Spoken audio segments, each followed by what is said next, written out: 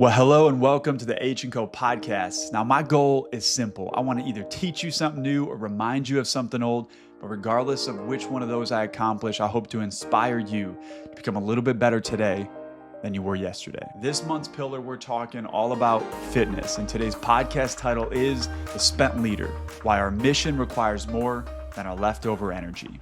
The insight. Every evening, there's this critical handoff that takes place. We walk through the front door of our home, stepping off the professional battlefield and into our primary responsibility as husbands, as fathers. The question is, what version of you will your family experience as you walk through that front door? Now, research reveals an alarming reality across household dynamics that approximately 1 in 3 men report being completely spent by 6 p.m. I don't think that surprises you. In fact, that number may be lower. I would have assumed for it to be higher, but we'll take the data as it stands. So this means that 33% of households have wives, children that do not receive their father's best leadership focus and spiritual presence. They get the scraps of his stamina. Now, the common man treats his physical health as an extracurricular activity, something that he'll just get around to once his career stabilizes. When that project is finished, or when his busy schedule opens up, then he'll make time for it. He views fitness through a shallow, vanity-driven lens. It's a number on a scale, body fat percentages, mere optics, or the high school athletic glory days. Now at Harrison and Company, we refuse to view fitness as a hobby for the vain. Our body is the vessel through which we fulfill our God-given mission. And when that physical vessel is neglected, it decays.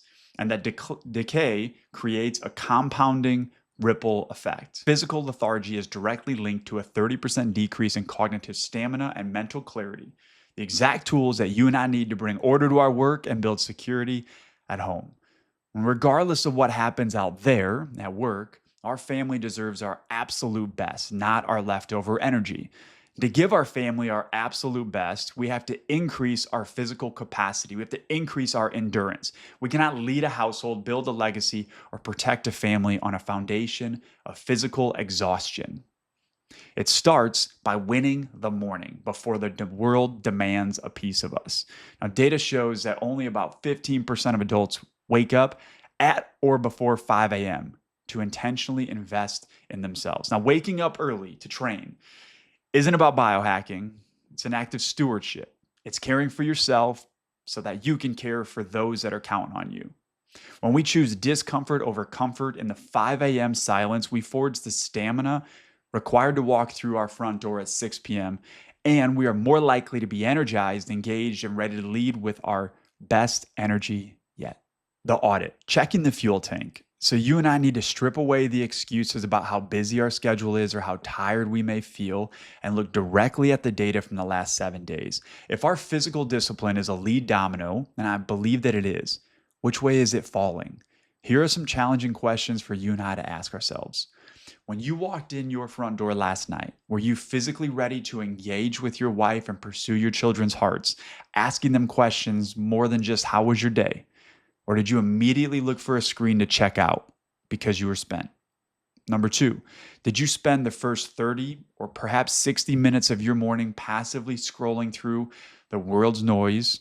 Or did you wake up early to invest in your physical fitness, even if that means walking 6 mailboxes, and seek our Creator first?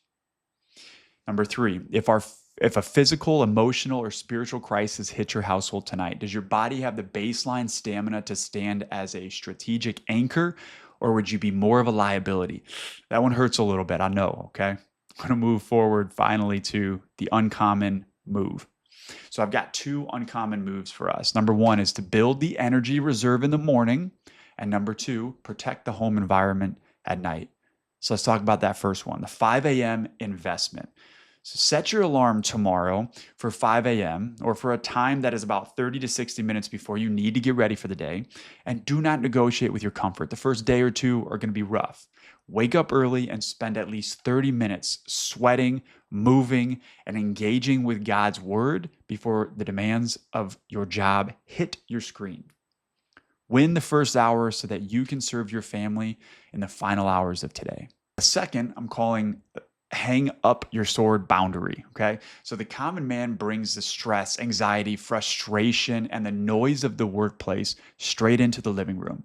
The uncommon man sets an intentional boundary between his career and his home. Here's what this looks like. So on your commute home from work today, identify a specific physical landmark. This is a tree, a bridge, a stop sign, a mailbox in your neighborhood. When you pass that physical mark, declare out loud, the workday is over and I'm hanging up my sword.